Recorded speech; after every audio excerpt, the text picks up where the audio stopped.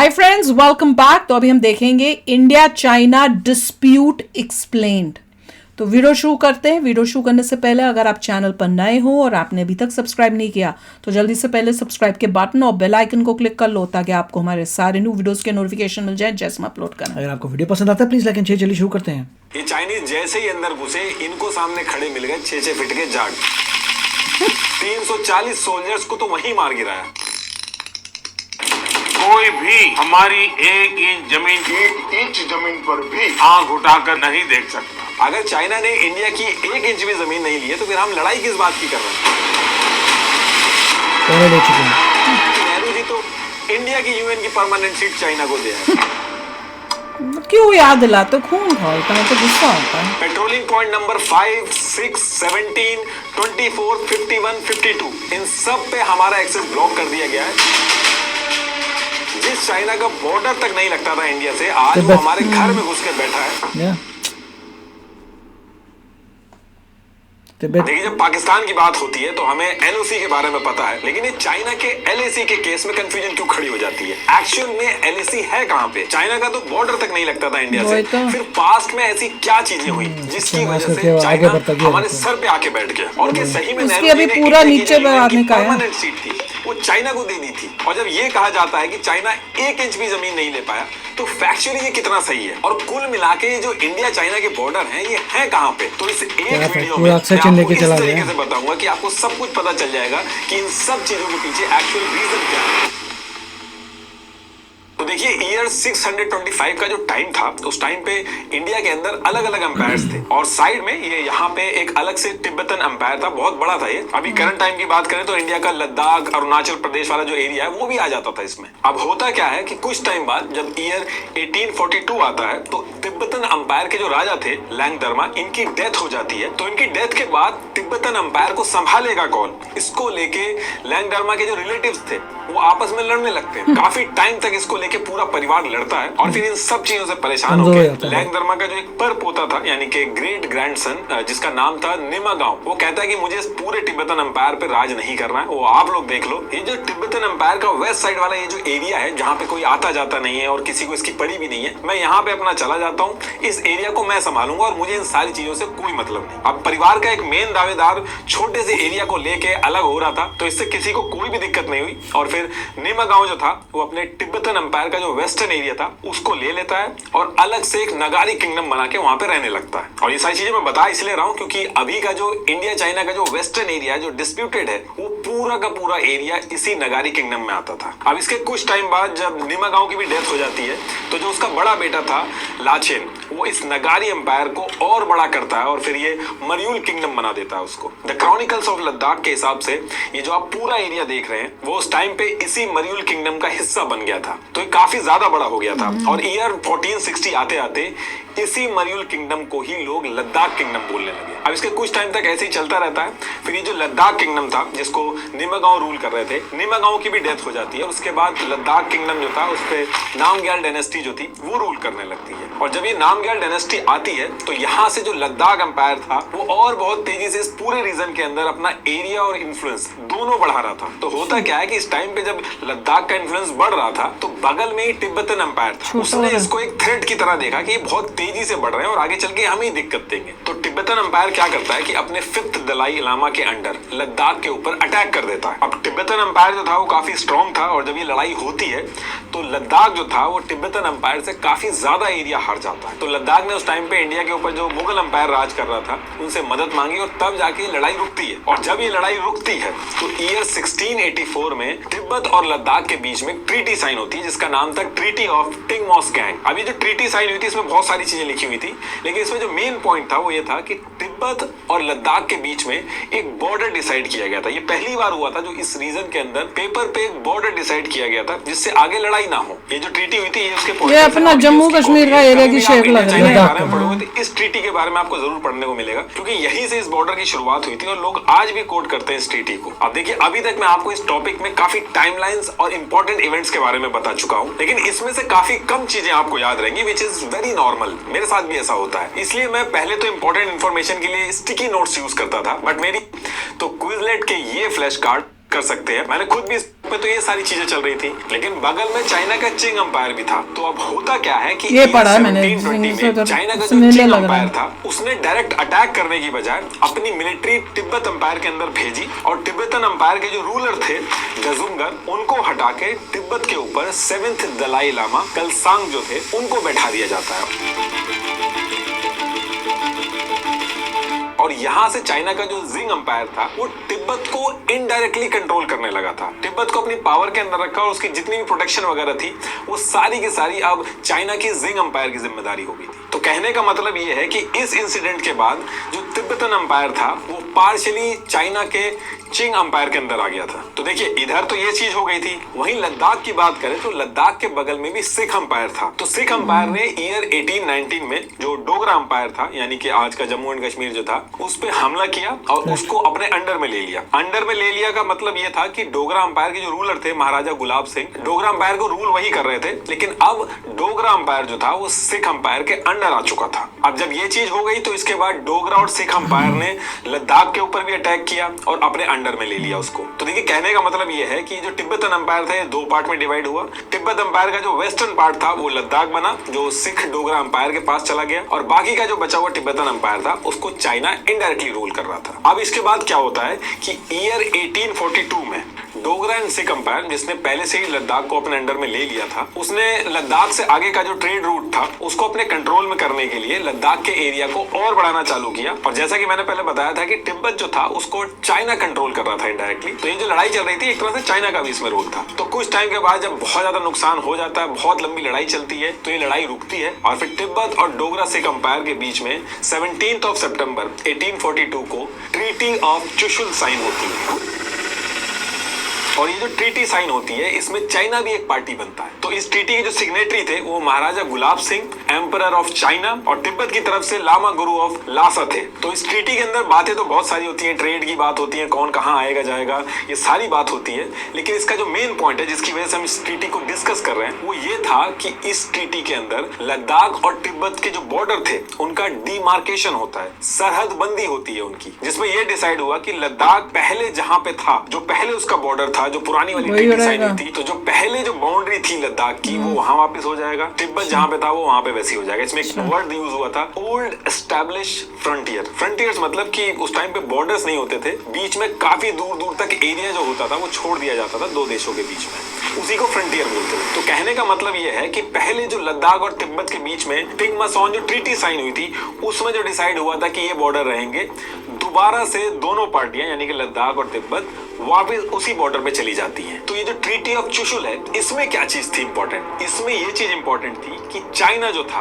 वो भी इसमें एक पार्टी बना था, उसने भी साइन किए थे। तो बेसिकली कहने का मतलब ये है कि ऑफिशियली चाइना ने एक्सेप्ट किया था कि अक्साई चीन जो है वो लद्दाख का पार्ट है, ना कि चाइना का पार्ट है या फिर तिब्बत का पार्ट है। और यही रीजन है कि आज की डेट तक इंडिया चाइना के बॉर्डर डिस्प्यूट जब डिस्कस होते हैं तो जो ट्रीटी ऑफ चुशुल है उसका नाम बार बार आता है कि आपने खुद साइन किया है कि अक्साई चीन लद्दाख का पार्ट है। ट्रीटी ऑफ चुशुल की वजह से इंडिया का जो दावा है अक्साई चीन पे वो बहुत ज्यादा स्ट्रांग होता है। ये ट्रीटी ऑफ चुशुल जो है वो लद्दाख का डोगरा रूलर्स के कंट्रोल में होना प्रूव करती है, जो कि आज के इंडिया का पार्ट है और चाइना इसको साइन कर चुका है। इस ट्रीटी की जो कॉपी है उसका जो ट्रांसलेशन है आपको डिस्क्रिप्शन में मिल जाएगा। उस टाइम पे कुछ ओरिजिनल स्टैम्प होते थे, उन पे भी मेंशन किया जाता था, उसमें तिब्बत मेंशन होता था। अभी भी ये स्टैम्प अवेलेबल है, ये उस ओरिजिनल स्टैम्प की कॉपी है। अब इसके बाद क्या होता है कि ईयर 1845 का टाइम था और ब्रिटिशर जो थे वो इंडिया पे राज कर रहे थे उस टाइम पे, और रशिया और ब्रिटिशर्स के बीच में एक लड़ाई चल रही थी, द ग्रेट गेम। इस लड़ाई में ब्रिटिशर्स को डर था कि रशिया अपनी एक्सपेंशन पॉलिसी के चलते अफगानिस्तान आ गया और जो सिख डोगरा एम्पायर है इन एरिया में अपना इन्फ्लुएंस ना बना ले, उससे बहुत ज्यादा दिक्कत हो जाएगी ब्रिटिशर्स को। तो यहाँ से ब्रिटिशर्स डिसाइड करते हैं कि ये जो नॉर्दर्न बाउंड्री है यानी कि जो लद्दाख वाला एरिया है उसको सिक्योर करना बहुत जरूरी होगा, वहां पे अपना इन्फ्लुएंस बनाना होगा, वरना रशिया का इन्फ्लुएंस वहां पे बढ़ जाएगा। अब इस चीज को ध्यान में रख के ब्रिटिशर्स क्या करते हैं, 11 दिसंबर 1845 को लद्दाख में जो सिख अंपायर था इस पे अटैक कर देते हैं और अटैक करने के बाद अपने हिसाब से सारे एग्रीमेंट वगैरह साइन करा लेते हैं, हर एक चीज अपने फेवर में कर लेते हैं। अब यहाँ से ब्रिटिशर्स का इन्फ्लुएंस इस पूरे एरिया में आ गया था। अब इसी टाइम पे गुलाब सिंह जो थे उन्होंने 75 लाख रुपए ब्रिटिशर्स को दिए और ये जो कश्मीर वाला जो एरिया था उसको खरीद लिया और कश्मीर के राजा बन जाते हैं वो। और ब्रिटिशर्स ने भी बड़े आराम से दे दिया, क्योंकि उनका जो इंटरेस्ट था वो लद्दाख की बफर तरफ के जाता था। और लद्दाख के अंदर भी उनकी एक ही चिंता थी कि जो रशियंस हैं उनकी आर्मी कहीं ये जो अक्साई चीन वाला एरिया वहां से ना घुस जाए। अब इस एरिया में अपना इन्फ्लुएंस तो बना लिया था ब्रिटिशर्स ने, लेकिन इसके कुछ साल बाद, करीब 10 साल के करीब, इनको ये रियलाइज हुआ कि ये जो अक्साई चीन वाला एरिया है, अभी भी यहाँ पे कई ऐसे एरिया है जहां से रशियन आर्मी जो है वो एंट्री कर सकती है। तो रशियन की तरफ से इस तरीके का कोई थ्रेट आए, इससे निपटने के लिए ब्रिटिशर्स ने इस एरिया को भी सिक्योर करना चालू किया। ब्रिटिशर्स ने ईयर 1855 में great trigonometrical survey of India, इसको काम दिया कि ये जो लद्दाख और तिब्बत वाला जो एरिया है इसका ये सर्वे करें, और ये जो फ्रंटियर्स वगैरह यहाँ पे बने हुए हैं, खुले पड़े हुए हैं जो एरिया, इसको ऑब्जर्व करके एक प्रॉपर बॉर्डर बनाएं। और ये जो काम था वो काम दिया गया था W.H. जॉनसन को। ये सिविल सर्वेंट थे great trigonometrical survey of India के। अब इन्होंने काफी टाइम तक इस एरिया का सर्वे किया, और सर्वे करने के बाद एक बॉर्डर प्रपोज किया जिसे जॉनसन लाइन बोला जाता है।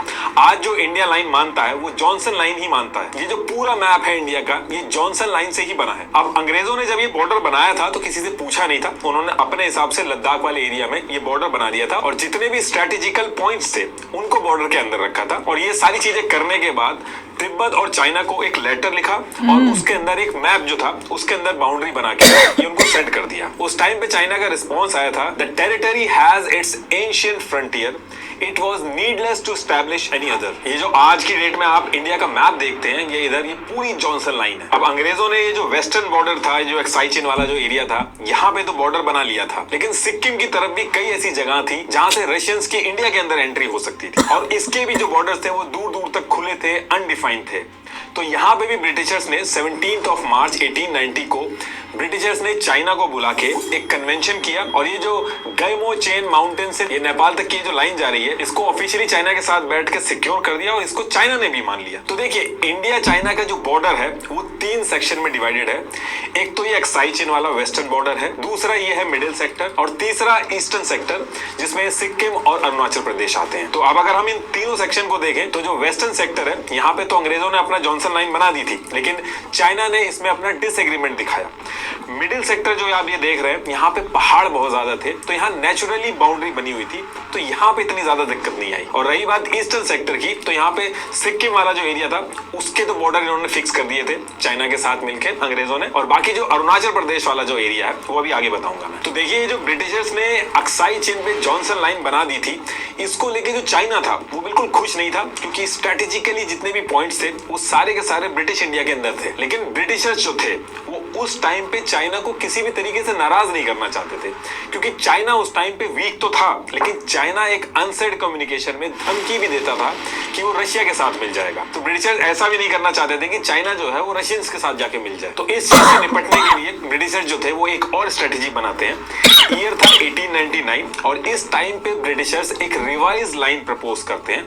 ये जो वेस्टर्न बॉर्डर था, जो अक्साई चीन वाला एरिया था, इसमें स्ट्रेटेजिकल जितने भी पॉइंट्स थे उनको अपने पास रखते हैं, बाकी काफी सारा अक्साई चीन का जो एरिया था वो चाइना को दे देते हैं। तो कहने का मतलब ये है कि जॉनसन लाइन को रिवाइज करके एक और लाइन मैककार्टनी मैकडॉनल्ड लाइन ये प्रपोज करते हैं। तो ये जॉनसन लाइन थी, और ये जो ग्रीन वाली लाइन है यहाँ तक, ये है मैककार्टनी मैकडॉनल्ड लाइन। ये जो मैककार्टनी मैकडॉनल्ड लाइन थी, इसमें काफी एरिया अक्साई चीन का जो है वो चाइना को प्रपोज करके दे दिया गया था। और आज की डेट में भी जो LAC है वो इसी मैककार्टनी मैकडॉनल्ड लाइन के आसपास ही है। आसपास मैं इसलिए कह रहा हूँ कि इससे थोड़ी सी आगे है, और वो आगे क्यों है अभी ब्रिटिशर्स ने ये मैककार्टनी मैकडॉनल्ड लाइन प्रपोज की, तो इसको लेके भी चाइना ने कोई रिस्पॉन्स नहीं दिया। और ईयर 1908 से पहले जितने भी ईयर थे, या जब भी ऑफिशियल तो मानी नहीं जाएगी पाया, तो कई जगह पे मैककार्टनी मैकडॉनल्ड लाइन यूज की।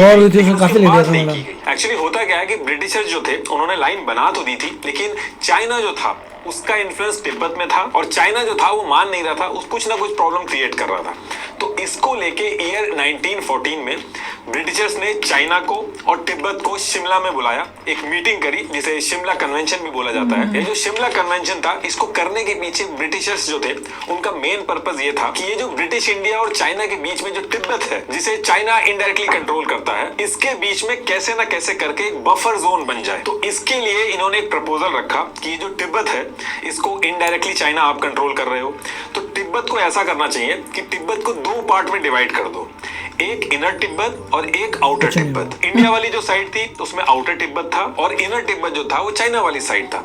तो ब्रिटिशर्स ने क्या किया, ये जो इनर तिब्बत था, जो चाइना वाली साइड था, ये पूरा का पूरा चाइना को दे दिया, और जो आउटर तिब्बत था इसको दलाई लामा के अंडर में देके एक बफर जोन की तरह क्रिएट कर दिया। देने की जरूरत नहीं थी। तिब्बत से इतना डर नहीं था। और ये जो अरुणाचल प्रदेश का एरिया था उसमें मनमोहन लाइन इंट्रोड्यूस की गई कि ये अरुणाचल प्रदेश का बॉर्डर होगा तिब्बत के साथ, ये है वो लाइन। और ये चीज करके ब्रिटिशर्स जो चाहते थे वो हुआ। अब यहाँ से चाइना और इंडिया का जो बॉर्डर था वो लगना बंद हो गया था। तो अगर मैं शॉर्ट में बताऊं तो तिब्बत को दो पार्ट करके एक पार्ट चाइना को देके दूसरा पार्ट जो था उसको बफर जोन बना दिया गया, ताकि चाइना और इंडिया के बीच में तिब्बत रहे। और ये जो बफर जोन जिसको बोला गया, यानी कि जो आउटर तिब्बत था, इसमें दलाई लामा को रूलर बना दिया गया। बना तो दिया, उससे नुकसान ही हुआ। वो पार्ट तो मिल ही गया उनको लीगली, और उसके बाद उन्होंने आके अंदर का इनर तिब्बत भी ले लिया, क्योंकि उनमें कोई दम नहीं था मिलिटरीली। बहुत गलत किया। कभी भी ये सोच के कि हाँ ये इतना दे देंगे और दूसरा पार्ट हमारे को सेव हो जाएगा, कभी भी किसी को भी अपनी जमीन मत दो भैया। जब जमीन जाएगी तुम्हारे को नुकसान होगा। जो सिख एम्पायर ने ले लिया था वो तो रहा, उसके बाद अंग्रेजों ने आके इंटरफेयर करके थोड़ा पार्ट वहां से भी दे दिया। जो हारता है उसका पार्ट ही जाता है, सिर्फ ये है। एक चाइना था जो लोगों को अटैक कर करके इतनी छोटी सी कंट्री इतनी बड़ी बन गई है अब, और उसका भी इरादा है कि और लूंगा। करेक्ट। और छोटी जगह के लिए अभी भी वो कर रहा है, धीरे धीरे छोटा करके। इंडिया को भी करना चाहिए, छोटा उनके अंदर जाना चाहिए कि हम उल्टे हैं, अब हम कुछ लेने नहीं देंगे। लेके बैठा हुआ है, अभी तक बैठा हुआ है, और फिर कहते हैं कि अरुणाचल प्रदेश को रिकॉग्नाइज नहीं करते वो लोग, आगे जाके अक्सर चीन ले चुके हैं, तो काफी प्रॉब्लम्स है। पर ये है कि हमारे पास प्रूफ तो है, प्रूफ भी है, और अक्साई चिन लीगली किसका है वो उसके भी प्रूफ है। तो नहीं, ये तो इवेंचुअली तो पावर से जो होता है, और कुछ नहीं। रशिया ने क्राइमिया ले लिया, जिसने पावर है जो लेता जा रहा है। देख लो इसे, जब अगर अभी तो हुई नहीं पीस सीज फायर के बाद कोई एग्रीमेंट्स अभी हुए नहीं, पर मोस्ट लाइकली जो रशिया जीत गया वो उसका हो जाएगा, जैसे नजर आ रहा है। तो उससे ये पता चल रहा है कि हमें भी जो है अब लेना होगा तो लड़के अपनी जमीनें और आगे निकल के लेनी पड़ेगी। एक पाकिस्तान को स्ट्रॉन्ग, चाइना से ज्यादा स्ट्रॉन्ग होना, बहुत स्ट्रॉन्ग होना पड़ेगा। मिलिट्री समय लगेगा। और कोशिश अगर हर एक बंदा मेहनत करे ताकि थोड़ा स्पीड तेज हो जाए हमारी, ताकि ये जल्दी से जल्दी जो है चाइना को हम पहले आपको इकोनॉमिकली हराना पड़ेगा चाइना को, फिर मिलिटरीली। क्योंकि चाइना के इरादे तो बिल्कुल नेक नहीं है भैया। कोई गलती कोई सोचे भी मत, चाहे वो कुछ बोले। मैं तो बहुत उस पर बिलीव कर रही हूँ कि भाई उनका इरादा यही है कि सबकी जमीनें खाते जाओ, हड़पते जाओ, चाइना को बड़ा बना लो। उनका तो इरादा होगा पूरा दुनिया को हम अपने अंडर कर लें।